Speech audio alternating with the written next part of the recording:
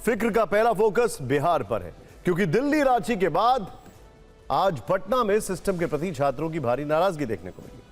पटना में बीच सड़क पुलिस प्रशासन के साथ छात्रों का जमकर बवाल हुआ। सबसे पहले हंगामे वाली कुछ वीडियो फाइल दिखाते हैं। छात्रों को सीएम आवास का घेराव करने से रोकने के लिए पुलिस ने गांधी मैदान से लेकर डाक बंगला पर पे बैरिकेडिंग लगाई हुई थी। भारी फोर्स तैनात थी, लेकिन छात्रों ने बैरिकेड्स को तोड़ दिया और पुलिस वालों से सीधी झड़प शुरू हो गई। पुलिस ने छात्रों को रोकने के लिए वाटर कैनन का इस्तेमाल किया। इस दौरान एक ऐसा दृश्य दिखा जब वाटर कैनन के सामने ही कई छात्र शैंपू से नहाते दिखे। रांची के बाद पटना में छात्रों का यह अनोखा प्रदर्शन सोशल मीडिया पर वायरल हो गया है। पुलिस वालों ने छात्रों को रोकने के लिए लाठीचार्ज किया। छात्रों के साथ धक्का मुक्की भी हुई।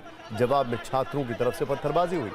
इसमें पटना टाउन के डीएसपी समेत कई पुलिस वाले घायल हो गए, जबकि पुलिस की कार्रवाई में कई छात्र भी घायल बताए जा रहे हैं।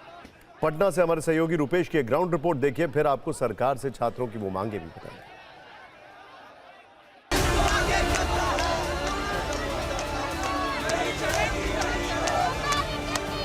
कई बैरिकेडिंग्स की गई हैं और अलग अलग तरह से एक बैरिकेडिंग टूटता है, दूसरे बैरिकेडिंग लगाई जाती है, वो भी टूटता है और देखिए फिर बैरिकेडिंग टूट गया, ये बैरिकेडिंग टूट चुका।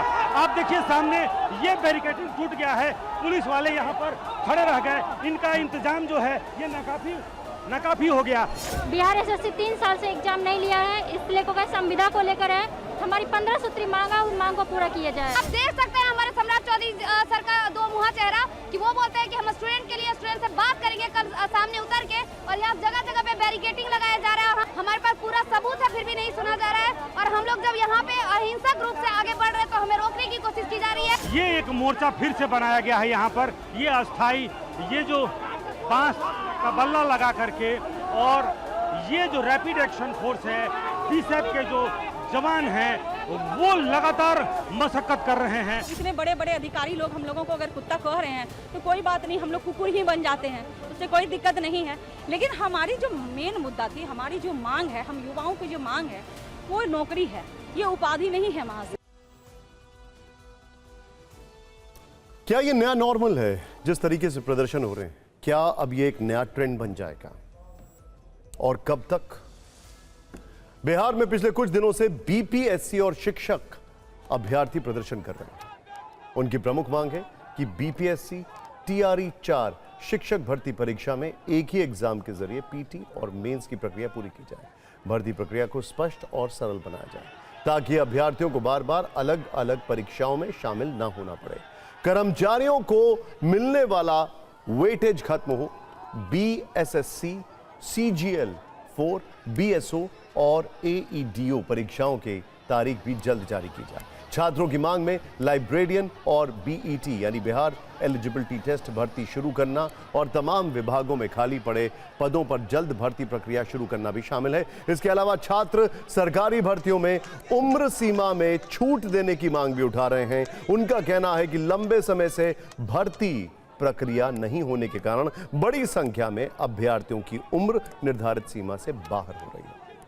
इन्हीं सब मांगों को लेकर पिछले 13 दिन से छात्र प्रदर्शन कर रहे हैं और जब सुनवाई नहीं हुई तो मुख्यमंत्री आवास के घेराव का ऐलान हो गया। All Bihar student union ABSU की ओर से मार्च निकाला गया, लेकिन सोमवार को प्रेस कॉन्फ्रेंस में एग्जाम कंट्रोलर राजेश कुमार सिंह ने गर्दनी बाग में छात्रों के प्रदर्शन को लेकर एक कहावत सुनाई। कहा कि हाथी चले बाजार तो कुत्ते भौंके हजार।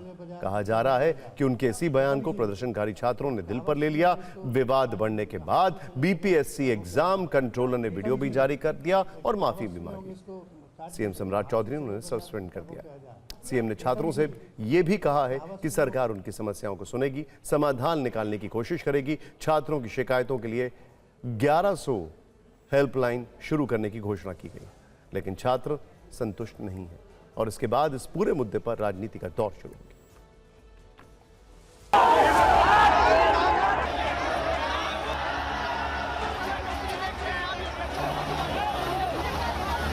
जिन जिन मुद्दों को लेकर के छात्र धरने पर बैठे थे, उनके सभी मुद्दे रिजॉल्व कर दिए गए हैं। जो जो विषय कहीं ना कहीं से युवा लेके आए, हम लोगों ने उसका समाधान किया।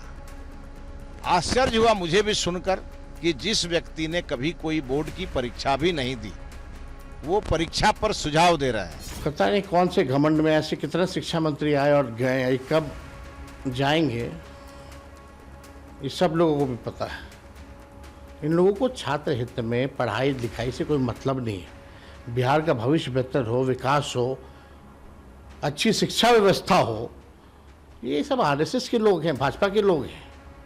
ये लोग नहीं चाहते, ये लोग अनपढ़ बना करके रखना चाहते लोगों को। मुझे लगता है ये कोई वजह नहीं है कि छात्र राजनीतिक दलों के उकसावे पर इस तरह के किसी आंदोलन का हिस्सा बने। बजाय इसके तैयारी करें परीक्षाओं की, अपना सर्वश्रेष्ठ दें। छात्रों के जो जायज मांग हैं उस मांग को सरकार को मानना चाहिए, चाहे वो टीआरई का मामला हो या अन्य जो छात्रों के मामले हैं। छात्रों के इन मामलों को सरकार दबा नहीं सकती है। एक अंडरकरंट है जो शायद इग्नोर नहीं करना चाहिए, और वो अंडरकरंट है अनएम्प्लॉयमेंट। वो अंडरकरंट है एजुकेशन के ऊपर ज्यादा फोकस की आवश्यकता। खैर, लोकतंत्र में बड़ी से बड़ी समस्या का रास्ता आखिरकार संवाद से ही निकलता है। छात्रों की मांगे हों या किसी और वर्ग की नाराजगी, सत्ता का पहला जवाब लाठी नहीं, बातचीत होनी चाहिए। असहमति को दबाने से समस्या खत्म नहीं होती, बल्कि और गहरी होती है। इसीलिए समाधान ताकत दिखाने में नहीं, बात सुनने और रास्ता निकालने